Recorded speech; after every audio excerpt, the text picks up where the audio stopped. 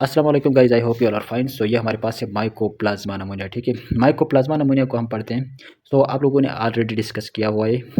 नमूनिया नमूनिया जो है community acquired नमूनिया two types की होती है। One is typical pneumonia, other is atypical नमूनिया। तो एटिपिकल नमूनिया में हमारे पास क्या था? Mycoplasma नमूनिया, right. Mycoplasma नमूनिया this is common cause of atypical नमूनिया। तो आप लोगों को पता होगा ये कॉमन काज है किसका? एटिपिकल नमूनिया का, right. Atypical atypical pneumonia pneumonia, right. So atypical pneumonia में ये कॉमन काज होती है। इसमें एक्स्ट्रा पल्मोनरी फीचर प्रीडोमिनेट होता है। ठीक है, तो ये बहुत ही इंपॉर्टेंट बात है। यहाँ पे क्या होता है? Extra pulmonary feature, extra pulmonary feature predominate होता है। ठीक है, प्रीडोमिनेट प्रीडोमिनेट कहते हैं गालिब आना है। तो यहाँ पे क्या होता है? वैसे एक्स्ट्रा पल्मोनरी यानी पल्मोनरी फीचर इसमें गालिब नहीं आता है। पल्मोनरी फीचर हाँ क्या था? पल्मोनरी फीचर में स्प्यूटम हो गया, शार्टनेस ऑफ ब्रीथ हो गई एंड कफ वगैरह हो गया, तो इसमें ये आते हैं। लेकिन यहाँ पे एक्स्ट्रा पल्मोनरी फीचर होगा, यानी पल्मोनरी से बाहर जो होते हैं दूसरे आर्गन वगैरह में, तो इसको एक्स्ट्रा पल्मोनरी फीचर कहते हैं। ठीक है, तो ये एक्स्ट्रा पल्मोनरी फीचर इसमें क्या होगा? प्रीडोमिनेट होगा, गालिब होगा। और इसमें feature of lower respiratory infection sign and symptoms of pneumonia are minimal, यानी वो कम होगा। ठीक है, लोअर रिस्पायरेटरी इन्फेक्शन इसमें कम होगा। और उसके लिए हम एक्सरे जो है वो क्या होगी? नमूनिया में बिल्कुल सजेशन होगी, बिल्कुल उसमें हम देंगे, एक्सरे लाजमी करवाएंगे। ठीक है, अब मैं आता हूँ इसकी पल्मोनरी फीचर में। अगर हम इसके पल्मोनरी फीचर को देखें, पल्मोनरी फीचर को पल्मोनरी फीचर तो दो टाइप्स थे। एक हमारे पास एक्स्ट्रा पल्मोनरी फीचर और दूसरा पल्मोनरी। तो एक्स्ट्रा पल्मोनरी फीचर में हमारे पास क्या था? शार्टनेस ऑफ ब्रीथ आ गई, इस जिसको डिस्पनिया कहते हैं उसमें, और कफ वगैरह हो गया, स्प्यूटम हो गया ये। लेकिन यहाँ पे पल्मोनरी फीचर में इंपॉर्टेंट जो है वो होगा sore throat, THROAT, sore throat. Sore throat कहते हैं गले की सोजश वगैरह। ठीक है, यानी गला जो है वो क्या होगा? सोजश फील करेगा, सोजश, राइट। सोर थ्रोट होगा and hacking non productive cough. और इसमें जो प्रोडक्टिव कफ नहीं होगी, वैसे कफ होगी लेकिन उसमें साउंड होगा। ठीक है, जिस तरह खू खू की आवाज़ आती है, तो इसी तरह खुया भी क्या होगा ना, यानी मतलब ये नोज से वगैरह इसी तरह वो आवाज़ वगैरह निकलेगा। तो इसको हम लोग कहते हैं हैकिंग, हैकिंग कहते हैं खू खू करना, खू खू। ठीक है, नॉन प्रोडक्टिव कफ हो गया, प्रोडक्टिव कफ यानी इसमें नॉन प्रोडक्टिव कफ होगा लेकिन साउंड जो है वो हैकिंग साउंड होगी। ठीक है, अब आते हैं उसकी पल्मोनरी फीचर। तो ये था, सॉरी, ये पल्मोनरी फीचर था। पल्मोनरी फीचर के बाद इसको देखते हैं एक्स्ट्रा पल्मोनरी फीचर। तो extra pulmonary feature, extra pulmonary feature में सबसे पहले हम क्या उस इसको, क्योंकि एक्स्ट्रा पल्मोनरी फीचर हमने कहा था एक्स्ट्रा पल्मोनरी फीचर जो वो क्या है? प्रीडोमिनेट है। यहाँ पे एक्स्ट्रा पल्मोनरी फीचर प्रीडोमिनेट है। सो एक्स्ट्रा पल्मोनरी फीचर वैसे अगर अगर आप देखें तो एक्स्ट्रा पल्मोनरी फीचर में क्या आता है? पेशेंट को फीवर होती है, ठीक है, मलेज होता है, यानी बेचैनी वगैरह आ जाती है, पेशेंट को हेडेक होता है, हेडेक होता है, पेन वगैरह, जॉइंट वगैरह दर्द वगैरह करते हैं, जिसको क्या कहते हैं? आर्थरल्जिया कहते हैं। ठीक है, तो यहाँ पे लिख लेता हूँ, आर्थरल्जिया होता है यहाँ पे उसमें पेशेंट में, एंड चिल्स वगैरह होती है, एंड चिल्स, सर्दी वगैरह लगती है।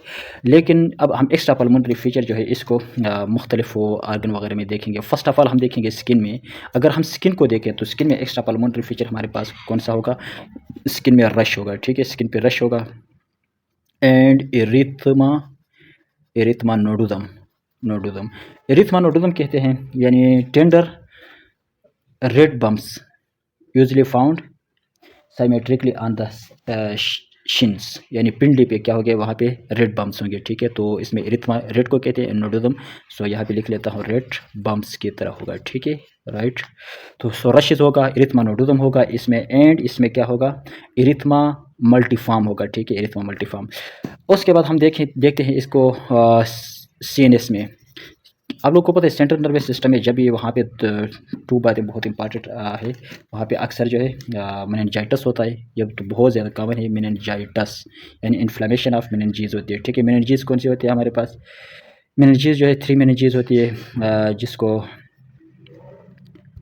एराकोनाइड मैटर, पिया मैटर एंड डोरा मैटर, ये 3 होती है ना। तो इसमें फिर क्या होता है? मेनिंजेस की इन्फ्लेमेशन होती है, मेनिंजाइटिस होता है। ठीक है, एंड साथ ही यहाँ पे पेशेंट को एनसेफेलाइटिस होगा। एनसेफेलाइटिस कहते हैं, एनसेफेलाइटिस, एनसेफेलाइटिस कहते हैं इन्फ्लेमेशन ऑफ ब्रेन होगा, तो ये पेशेंट को होगा। ठीक है, और साथ होगा ट्रांसवर्स, ट्रांसवर्स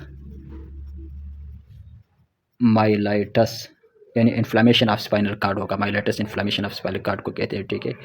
और साथ क्रेनियल नर्व और प्रेफरल नर्व न्यूराइटिस होगा, क्रेनियल नर्व और प्रेफरल नर्व न्यूराइटिस यानी इन्फ्लामेशन ऑफ, यानी cranial nerve and peripheral nerve neuritis कहते हैं इन्फ्लामेशन ऑफ नर्व को, ठीक है। तो यहाँ पे सीएनएस में हमारे पास मेनिंजाइटिस होगा, इंसेफ्लाइटिस होगा और माइलाइटिस होगा, यानी स्पाइनल कार्ड की इन्फ्लामेशन होगी एंड न्यूराइटिस होगा, राइट। तो ये बात इंपॉर्टेंट थी। उसके बाद नेक्स्ट हम इसको यहाँ पे सीएनएस में हमने देख लिया, नेक्स्ट इसको हम देखते हैं ईयर में। जब ईयर में देखेंगे तो ईयर में यहाँ पे क्या होगा, जाहिर सी बात है ईयर में होगा बुलस मायरनजाइटिस कहते हैं इन्फ्लेमेशन ऑफ टिम्पेनिक मेम्ब्रेन को, ठीक है। यहाँ पे टिम्पेनिक मेम्ब्रेन की क्या होगी, इन्फ्लेमेशन होगी। एंड बुलस कहते हैं इसमें पेनफुल, वैसे इसमें क्या कहते हैं, बुलस मायरनजाइटिस, ठीक है, मायरनजाइटिस। इसमें क्या होता है, painful blister form in the year, यहाँ पे लिख लेता हूँ, painful blister form in the year. इस सारे को कहते हैं पेनफुल ब्लिस्टर ब्लिस्टर कहते हैं छाले को, ठीक है, छाले वगैरह होते हैं इसमें। फॉर्म इन द ईयर, तो ईयर में क्या होते हैं, छाले वगैरह पड़ जाते हैं। एंड मायरनजाइटिस वैसे कहते हैं इन्फ्लेमेशन ऑफ टिम्पेनिक मेम्ब्रेन को, तो ईयर में क्या होगा, बुलस मायरनजाइटिस एक ये हो गया। और साथ होता है, बहुत ही कॉमन है, ओटाइटिस मीडिया, ये तो आप लोगों ने नाम सुना होगा, मीडिया। ये ओटाइटिस मीडिया कहते हैं, इसमें इन्फ्लेमेशन ऑफ, ये ओटाइटिस मीडिया में वैसे पेन वगैरह होती है ईयर में, ठीक है। तो यहाँ पे ईयर में ये ओटाइटिस मीडिया भी होता है।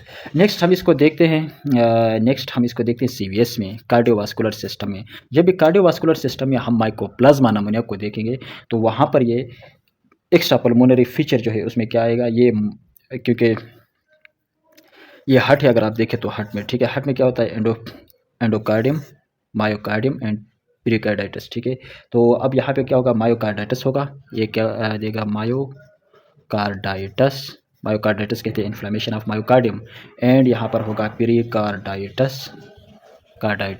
और साथ साथ पेरिकार्डाइटिस के साथ ये फिर और क्या बनेगा, यहाँ पे myocarditis, pericarditis and haemolytic anaemia भी ये काज करेगा, haemolytic anaemia, right, haemolytic anaemia. Next हम इसको देखते हैं जीआईटी में। तो जीआईटी मतलब गेस्ट्रो इंटेस्टाइनल ट्रैक्ट में जब इसको हम देखेंगे वहाँ पर ये नाइजिया नाइजिया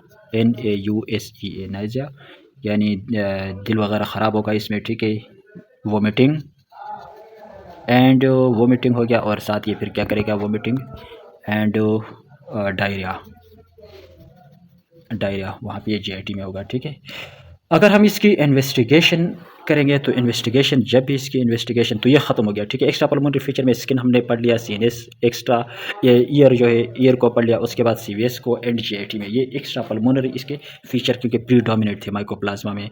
अब इसकी इन्वेस्टिगेशन को हम पढ़ेंगे, तो इन्वेस्टिगेशन में ये फिर क्या होगा, इन्वेस्टिगेशन हमें सिर्फ जस्ट नेम लिख लेता हूँ, ठीक है, क्योंकि इसको डीपली ज़रूरत नहीं है। इन्वेस्टिगेशन में हम चेस्ट एक्सरे करेंगे, एक्सरे चेस्ट, ये सारे आप लोगों ने याद रखना, ये पूरा रिस्पायरेटरी में हम इसको करेंगे। एक्सरे चेस्ट करेंगे, एक्सरे चेस्ट के साथ ही ग्राम स्टेनिंग करेंगे, ठीक है, ग्राम स्टेन